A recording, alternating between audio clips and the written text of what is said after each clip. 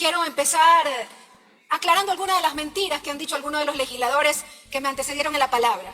Primero, que la Revolución Ciudadana solamente hizo hidroeléctricas. Mentira. La Revolución Ciudadana hizo Termoesmeraldas 2, 96 megavatios. Que en este momento 3 gobiernos de derecha, incluido el de Novoa, no le dieron mantenimiento. La central termoeléctrica Quevedo 2, 102 megavatios. Que este gobierno inoperante no puede poner ni siquiera 50 megavatios. No saben dónde están los generadores. Ese es este gobierno. La Revolución Ciudadana construyó la central termoeléctrica Jibino, 44 megavatios. La central termoeléctrica Santa Elena 2 y 3, con 103 megavatios. La central termoeléctrica Jaramijó, 114 megavatios. La central termoeléctrica Huancopolo 2, 50 megavatios. Estos son algunos de los proyectos térmicos que hizo la Revolución Ciudadana. Así que no vengan con ese cuento que la Revolución Ciudadana solo hizo hidroeléctricas. Primera mentira aclarada, aunque ya lo hemos dicho antes.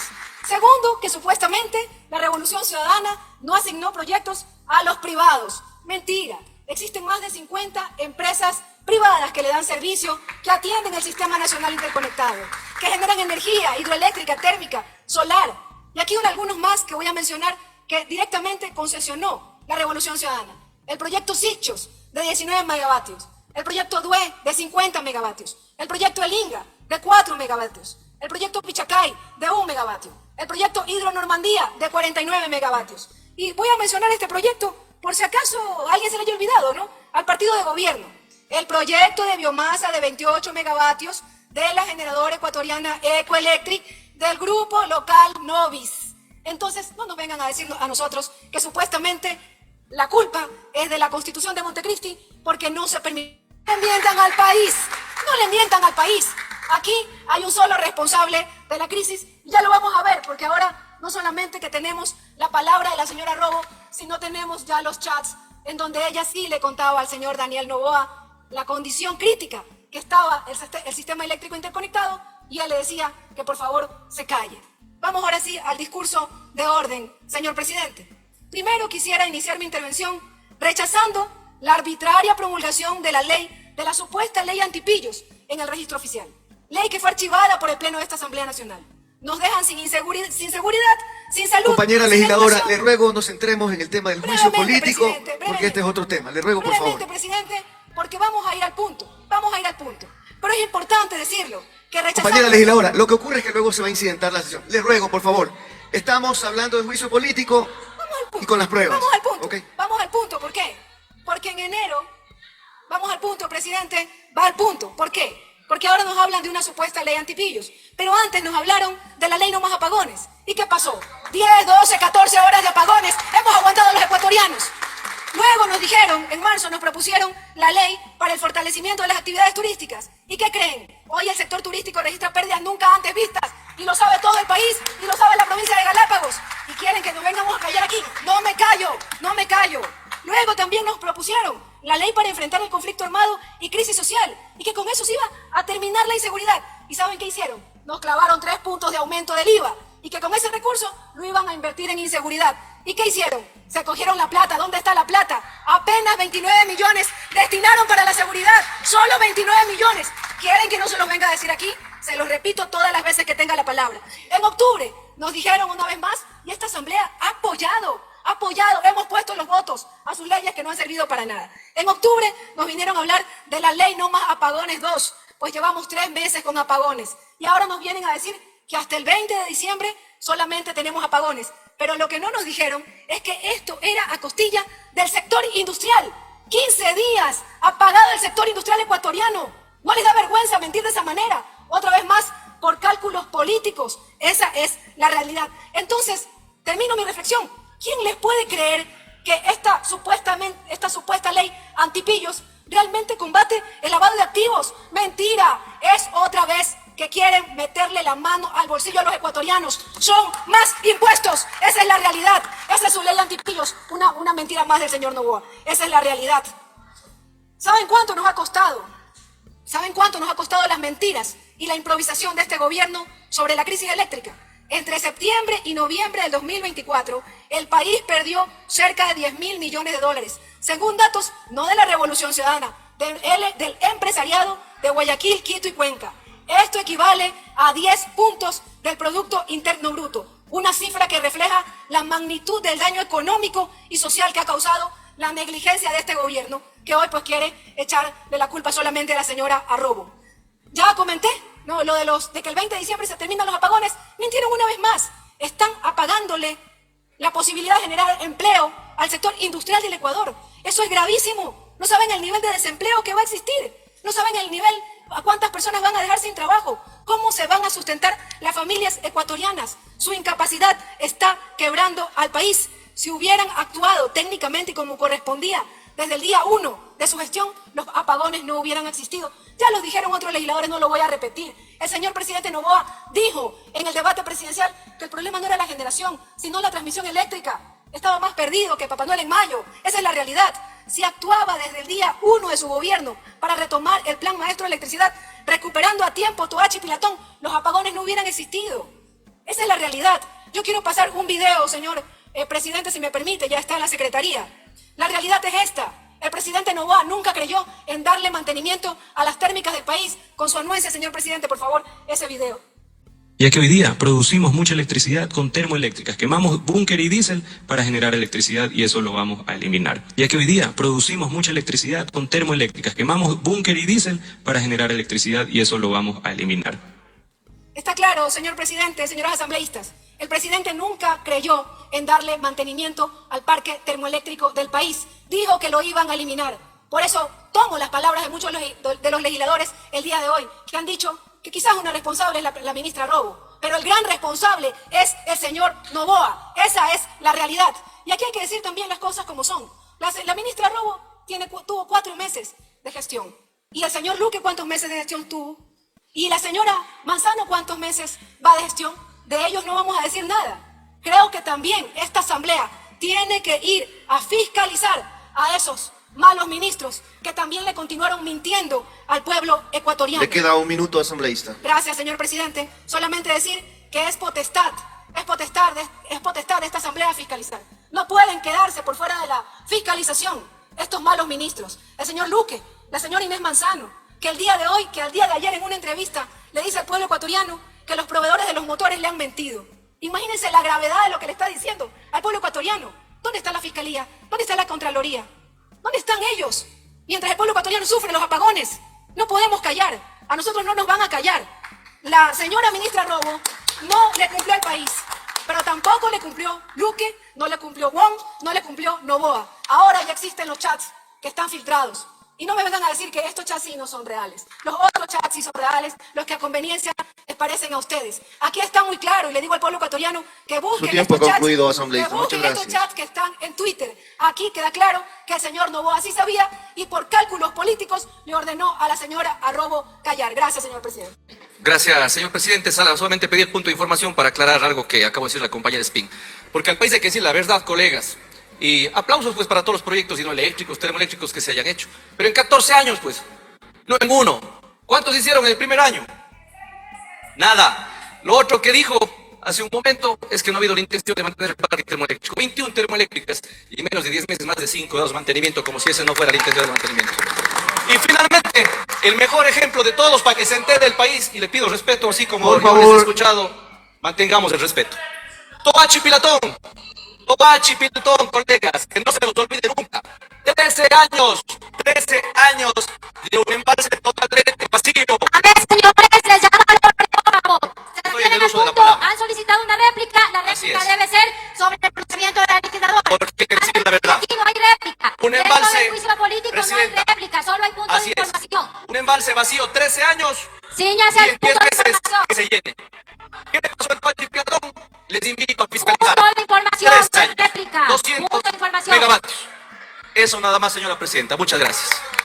Creo que en este pleno estamos ya empezando a sufrir de abstinencia.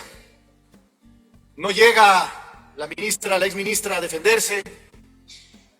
Las interpelaciones empiezan a ser, si bien técnicas y directas, cada vez más cortas. Las expresiones de los asambleístas de igual manera.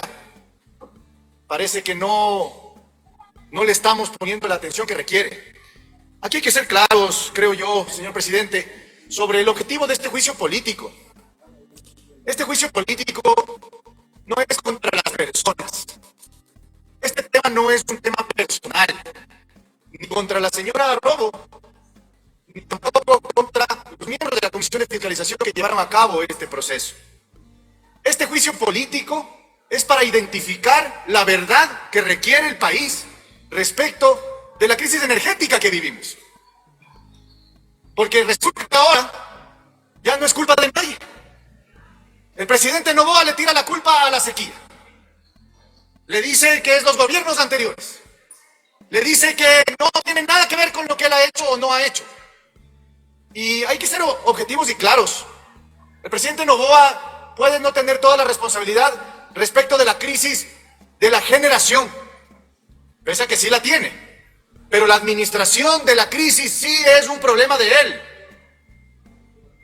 Perdón que se los diga claramente. El presidente de la República sabía de la situación de la crisis energética desde el principio de este año. La propia ministra Robo se lo dijo y ella misma lo dijo en su documento que presentó en la Comisión de Fiscalización. El presidente Noboa sabía que si no hacía y no tomaba decisiones a principio de año, al final del año sufriríamos apagones y sufriríamos las consecuencias de no tener energía eléctrica en el país. Lamento mucho que no podamos tener aquí la presencia de la señora exministra para que ella, de viva voz, nos pueda decir hasta dónde y cómo efectivamente se le informó al presidente de la República. Pero de que sabemos, gracias a las pruebas aportadas, que ella sí le informó al señor presidente, eso es innegable. Entonces, este juicio político no tiene que ver con la persona. Andrea Robo pudo haber sido una funcionaria más en este gobierno, pero no lo es, porque ella tuvo la, digamos, previsión de informarle al presidente sobre esta crisis. ¿Quién es el objetivo entonces? ¿A quién tenemos que atribuirle esta responsabilidad de la crisis y de la situación de gravedad de la crisis? Porque la crisis, si es que la hubiéramos manejado desde el principio de año, no hubiéramos tenido el día de hoy estos apagones. Y la responsabilidad, no cabe duda, estimados asambleístas, que es del presidente Noboa. Porque Noboa no tomó las decisiones correctas sabiendo de la crisis y su gravedad desde el principio del año. Que hubiera sido, si hubiéramos tenido un presidente que de una manera absolutamente responsable podía tomar las decisiones y tal vez en este momento sufrir apagones de 2 o de 1 hora, ¿no? Es lamentable que tengamos que tener un juicio político para poder conocer estas cosas. Si hubiéramos nosotros, si pudiéramos presentar un juicio político al presidente por este tipo de cosas, algo que no se puede, por la obligación constitucional, sería diferente y podríamos saber la verdad. Aquí hay un mentiroso y es el presidente Noboa. Ha pretendido seguirle juicios penales a la señora Robo por sabotaje, porque supuestamente quiere atribuirle a ella la responsabilidad de la crisis para salvar su responsabilidad y lavarse las manos. Hoy día, aparentemente, le quiere atribuir la crisis al sector industrial. No nos olvidemos que acabaron de anunciar que va a haber un apagón total, contradiciendo la versión del presidente de la República y devaluando su palabra, porque el presidente de la República había prometido que no iban a haber apagones hasta, que más bien dicho, que ya se iban a terminar en diciembre. Pero a renglón seguido, como ya estamos acostumbrados, el presidente Noboa vuelve a incumplir sus palabras. Y esto relacionado al apagón de la industria. El apagón de la industria es tan grave como el apagón en las casas. Señores, hay gente en este país que va a perder el trabajo, que prefiere llegar a la casa y no tener luz, pero tener trabajo, a llegar a la casa con luz, pero sin trabajo. Esas son las realidades que tenemos que discutir aquí. Y repito, más allá de la persona, de la exministra, el tema es claro aquí de quién es la responsabilidad. Y la responsabilidad es del presidente Noboa. Ahora, no olvidarnos que también hay una responsabilidad histórica en este tema. Sobre todo en el manejo de la visión y la estrategia relacionada al sector energético. La Constitución lo declara como sector estratégico. Por tanto, el sector privado alejado de la inversión energética. El gobierno de Rafael Correa invirtiendo solamente en hidroeléctricas. Con esas decisiones, por ejemplo, también se afectó y también vivimos la crisis el día de hoy. Porque si es que hubiéramos abierto el sector privado, es decir, no haberle declarado como sector estratégico en la Constitución y permitir que el sector privado invierta para generar ganancias y opciones para la ciudadanía, el día de hoy tal vez no tendríamos los apagones. Lo propio, lo relacionado con la inversión solamente en hidroeléctricas. Esa visión, claro, eran los negocios lo que importaba, ¿no? En aquel momento, llevar de una de otra obra, mega obra supuestamente, era el objetivo. Por eso sufrimos el día de hoy estos apagones. Ni la visión con la cual se manejó el sector energético desde el principio, ni tampoco la improvisación, la impericia y la negligencia con la cual ha administrado la crisis es la solución. Aquí hay que ser sensatos. Arrobo no es un objetivo político, perdónenme. Ella misma ha dicho que no quiere volver ni siquiera al sector público, nunca más. Y no la culpo, de alguna manera tiene razón, porque ha salido mal parada. Su propio aliado, aquel que le llevó al ministerio, que hoy día se lava las manos, la deja sola. Y eso también hay que decirlo. Finalmente, señor presidente y queridos asambleístas, dejemos las cosas claras. Aquí, más allá de la censura o no censura de la señora ministra, lo importante es decir que la responsabilidad de la administración de la crisis sí le corresponde al presidente Noboa. Y estamos sufriendo hoy día, además, hoy día mucho más, porque al sector industrial se le está obligando a despedir gente, porque eso significa quitarles en la energía permanentemente. Es del presidente Noboa. Son decisiones electorales, con mucha pena, hay que decirlo. El presidente solamente ha priorizado su agenda electoral y ha olvidado a las familias ecuatorianas. Porque querer mantener 2 o 3 votos hace sufrir al sector industrial, que es el que genera empleo en este país, que es el que genera bienestar en este país. Eso no es posible, eso está mal, eso no lo hace un estadista. Un estadista le dice la verdad al país, al costo que sea, y le muestra que está haciendo cosas para cambiarlas, para cambiar esa situación. No es de esa forma como lo hace el presidente Noboa. Con esto termino, señor presidente. Más allá de la censura de la señora ministra. Este tema es identificar verdaderamente a quién le corresponde la responsabilidad. Y no cabe duda que la responsabilidad en la administración de la crisis es del presidente Noboa. Y de la situación en la que estamos actualmente es de la Constitución hecha hace 15 años, que definitivamente nos obliga a que solamente el sector público pueda invertir en el sector energético. ¿Qué hubiera sido si hace 15 años los iluminados hubieran tenido la capacidad verdadera de abrir al sector privado y de definir al mercado energético como un mercado libre? ¿Qué diferencia? Miren Perú, miren Colombia. Y con eso, señor presidente, agradezco por la palabra. Primero hay que empezar haciendo un poquito de historia, porque parece que no recuerdan que esta crisis energética no es pues del día de hoy, peor en un periodo que no tiene ni siquiera o acaba de cumplir recién un año. No hay que recordar a los que venimos del sur y lo que le dijimos al señor Santos Albite aquí mismo, en este mismo espacio, cuando le interpelamos hace algunos meses atrás, que había que poner pues velitas a los santos. Así lo dije, porque los anteriores gobiernos pedían eso para que llueva abajo en el sur. Nosotros los que vivimos en Cuenca sabemos y vivimos eso diariamente, porque si es que no llueve en un país que le apostó a las hidroeléctricas, entonces ¿qué esperamos? Tuvieron suerte nomás de no tener una sequía como la que tenemos hoy en día. Suerte tuvieron, pero también tuvieron la responsabilidad de emprender proyectos que no lo hicieron. Y aquí sí me sorprende lo que dijo el compañero Peñafiel hace un momento, porque se olvida que fueron parte del gobierno de Lenín Moreno, se olvida que fueron parte del gobierno del señor Lazo, y eso creo que hay que hacerles de acuerdo en este momento. A ver, este tema, los que fiscalizamos y estudiamos un poquito la parte eléctrica y los pide información, lo sabemos de memoria. Año 2013, listos los estudios de Santiago y Cardenillo, listos y completos. Cardenillo y Santiago le iban a dar al país más de 3.600 megavatios, que hasta el día de hoy no tenemos, hasta este rato. En el 2013 los estudios listos. Luego actualizan los estudios con el gasto que esto nos tiene a todos los ecuatorianos en el 2018.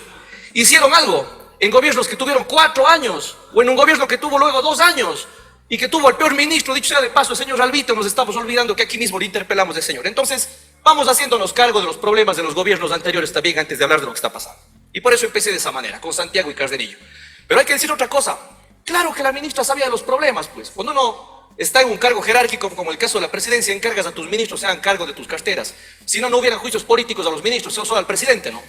Bajo esa lógica, hay advertencias que se hicieron desde mucho antes. Primero, Santos Albite, pues.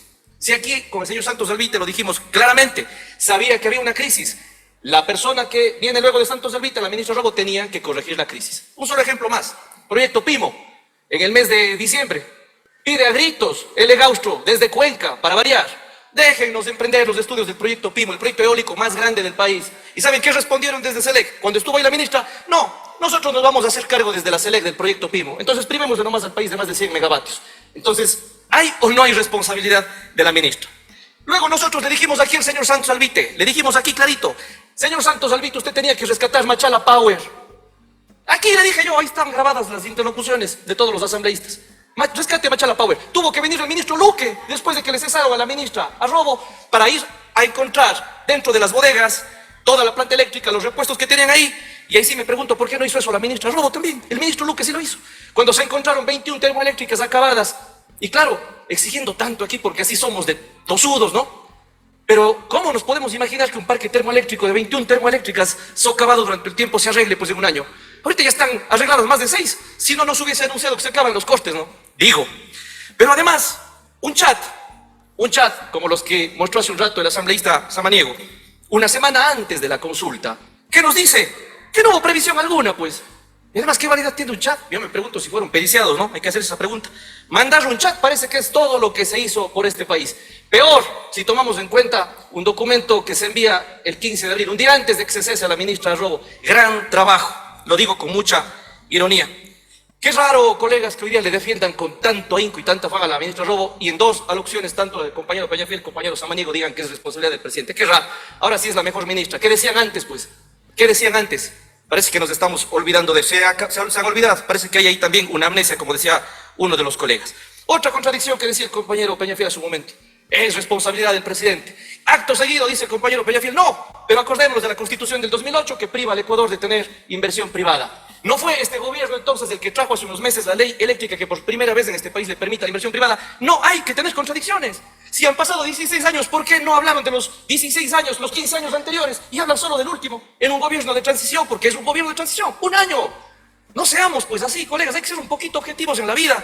Y luego les digo como jurista esto ya para finalizar. Porque este país, señor presidente y señores colegas asambleístas, mañana hagamos la ley de los chats mejor. Y señor presidente, disponga que se acabe el DTS y el KIPUX, el control documental en el país, para mejor empezar a manejar por chats. Sí, pues, con eso nos evitamos Contraloría, con eso no asumimos responsabilidades, con eso el artículo 233 que dice que todo funcionario público tiene responsabilidades por acciones o omisiones en el ejercicio de sus funciones se acaba. Enterremos la Constitución y vámonos a la casa, cerremos las ranfos y mandemos los chats entre nosotros. Están de moda los chats.